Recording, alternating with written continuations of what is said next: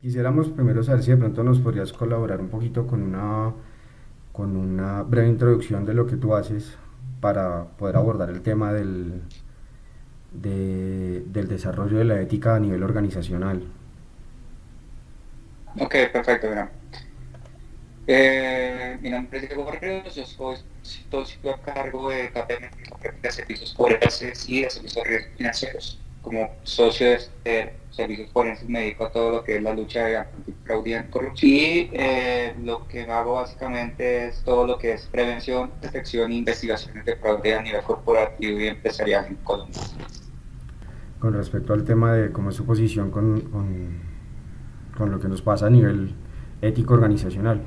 Encontramos que existen diferentes conceptos de ética y moral, pero todavía no hay algún tanto como concreto. Para ti, ¿cuál podría ser la posición en cada una y cuál podría ser la diferencia entre las dos, teniendo en cuenta que hay una delgada línea entre la ética y la moral?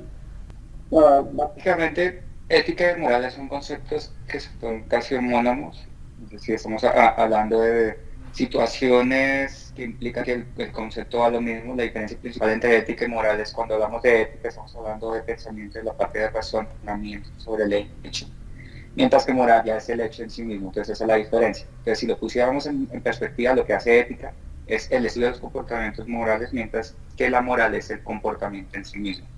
Entonces, cuando estamos hablando de que hay un comportamiento ético, quiere decir que está asociado a una percepción sobre lo que es correcto y lo que no es correcto, mientras que la moral es el hecho que se está consumando de que es correcto o no es correcto. Pero si la pregunta es que si existe una diferencia entre ética y moral, la ética estudia la moral, pero la moral no puede ser igual a lo ético, básicamente. Y digamos, en un país como Colombia, que es bastante laico, ¿cómo se podría promover el tema de la ética sin acudir netamente a la religión, sin ligarlo con la parte, digamos, de los buenos comportamientos que nos da la iglesia, ¿no? El comportamiento ético, más allá de lo que pueda decir la religión o la cultura o la enseñanza que pueden tener los padres, es un comportamiento que viene asociado también al ambiente en el que nos estamos moviendo. Y les voy a dar un ejemplo.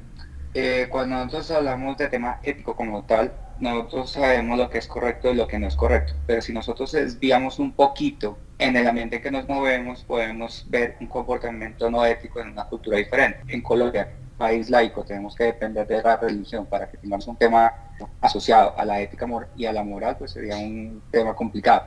Básicamente, la ética como tal, como nosotros la vemos, sí, como Dios la ve desde la perspectiva forense, está asociado más al ambiente en el que nosotros nos... Y el ambiente implica que si hay personas que permiten o que asocian que hay unas conductas éticas repetibles, que entienden que es válido comportarse de esa forma, pues desafortunadamente la ética cada vez va a ir hacia esa cultura y esa costumbre y por lo tanto no vamos a tener un comportamiento ético asociado a lo que nosotros buscamos. Que estás hablando un poco también acerca del tema, digamos, corporativo, empresarial, laboral, a un trabajador cuya ética puede ser un poco diferente a la moral de la sociedad y tal vez ir un poco más allá, ¿cómo se le puede blindar en el entorno cuando hay comportamientos que él no considera correctos, pero que están avalados, digamos, a nivel social o cultural? Así en el entorno laboral, ¿esto cómo puede verse? ¿Cómo puede un trabajador verse blindado en medio de una situación así? Claro, primero que tenemos que dejar claro es que hay mecanismos legales que uno puede, que las compañías usualmente tienen que incorporar para que se haga tema de prevención en torno a que una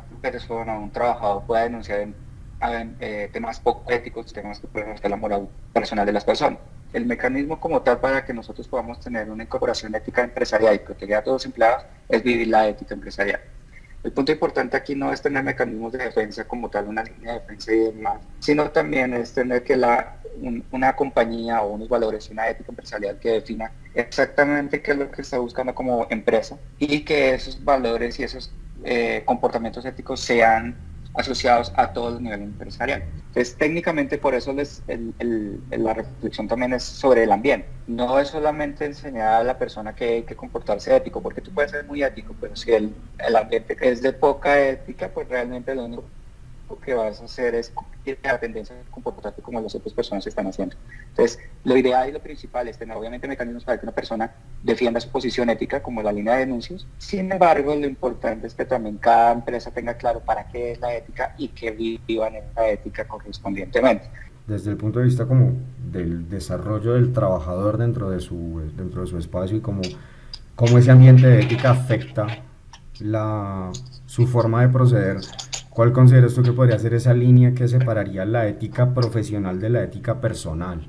La línea que separa las dos es que de verdad uno no puede ser una persona diferente en un ambiente y en otro ser otro. Tú puedes tener una ética intachable dentro de tu organización, puedes ser una persona ejemplar, puedes tener capacidades de liderazgo y demostrar que tú eres muy eficiente y además siempre comportarte con ética y nunca cuestionar. Sin embargo, si vas a tu casa y le pegas a tu mujer o le gritas a tu mujer o te colas en un Transmilenio o compras películas piratas, pues definitivamente no puedes ser una persona fuera de una persona dentro de la organización. Es decir, la ética tiene que ser un comportamiento asociado a todo lo que es correcto, tanto fuera como adentro. Entonces la ética personal no debe diferir mucho de la ética profesional. En cuanto al individuo, si yo estoy en una organización o un individuo está en una organización donde la ética va en contra de los principios éticos que yo debería manejar y la empresa hace otro tipo de cosas, o personalmente yo debería excluirme de esa compañía y buscar otro mercado, o por lo menos ser poco tolerante al comportamiento de los que pueden llamarse poco éticos entre mis compañeros. En las compañías existe diversos tipos de personas. Entonces, habría una diversidad de ética y de moral, así como una diversidad de etnia, de raza o en pensamientos, o simplemente seguimos una misma línea de acuerdo a nuestro entorno cultural. Básicamente es eso, el entorno cultural. Un comportamiento ético globalizado es un tema que está asociado más a las interacciones que tenemos entre individuos, pero en sí la definición ética y moral está asociada al tema cultural y ambiental en el que nosotros vivimos. Lo que está permitido en una sociedad musulmana fundamentalista es diferente de lo que puede ser una sociedad capitalista y una sociedad, digamos, como un país como Colombia que está en proceso de desarrollo. Es decir, cada cultura y cada pensamiento tiene diferentes entornos y diferentes formas de identificar qué es lo moral y qué es lo ético. Por lo tanto, cuando estamos hablando de que pueda ser un concepto único de ética, tenemos que, en cierta forma, direccionar lo que nosotros consideramos ético y mirar qué es lo que funciona también de ético a los demás y encontrar un factor común. Para un japonés, la ética laboral implica que tienes que trabajar de sol a sol en ciertas formas, mientras que el colombiano tiene algunos pensamientos éticos asociados que también tienen beneficios asociados como empleado, y no simplemente es trabajar de sol a sol, sino que también puede tomar desde personales y que puede interactuar entre lo personal y lo social entre el tema laboral. Entonces no necesariamente existe un concepto global de ética. Lo que pasa es que la globalización nos ha llevado a un punto de que nosotros reconozcamos, o por lo menos en este país reconozcamos lo que es un comportamiento ético asociado a los negocios.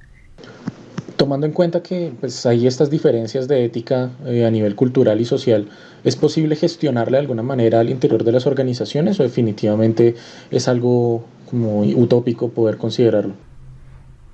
No, la verdad no. Lo que tienen que entender las organizaciones cuando hablan en otros países es saber la cultura en que se está moviendo y a la cultura organizacional de la misma empresa. Es decir, no porque seas una empresa que tenga su fundación en un país como Alemania, quiere decir que todos los sucursales deben trabajar y como alemanes. Evidentemente ellos entienden o deberían entender que cada país tiene su propia idiosincrasia, su propia cultura y por lo tanto tiene sus propios valores que reflexionar sobre ellos. Sin embargo, para que tú trabajes allá tienes que tener un componente común para que tú entiendas cuál es el comportamiento ético que se espera de las empresas. Es buscar lo que nos une en vez de lo que nos diferencia en estos tipos de casos, pero siempre tener claro que nosotros estamos hablando con diferentes empresas y diferentes países. Mira que hay un tema bastante interesante que estás tocando y es la parte de la globalización como tal y pues del contacto con otras personas de otros países. Hay un paralelo que podríamos hacer ahí en términos tecnológicos. La tecnología también nos atraviesa de forma transversal a todos los países y hemos visto como una serie de lucha entre lo que es el desarrollo científico y tecnológico dentro de la sociedad. ¿Tú consideras que de pronto se podría hacer frente a alguno de los retos que nos supone el tema del desarrollo tecnológico y científico a los límites de la ética y la moral? Es que la tecnología no puede marcarnos nuestro comportamiento ético, debería ser al revés. Es decir, no porque haya una nueva tecnología, nuestro comportamiento ético debe cambiar, porque debe ser única, lo único es que debemos saber responder a es decir, no porque tengamos ahora YouTube significa que sea válido en YouTube hacer ciertas cosas que son de todos modos, siempre va a haber una tendencia sobre, no sé. Entonces la tecnología como tal es una ayuda. Lo que sí debe quedar claro es que nosotros debemos ser vigilantes a que la tendencia tecnológica no puede implicar para nosotros un cambio hacia lo que no es correcto. Bueno, y siguiendo con esa línea y también teniendo un poco en cuenta toda la situación que está viviendo el país en estos últimos días, ¿cómo podría servir el concepto de ética y las, digamos, como el lineamiento que hemos tenido nosotros en nuestra formación en los momentos de crisis por los que estamos pasando, ¿no? Digamos, ahí juega un poco en contra para lo que para unos es correcto y para otros.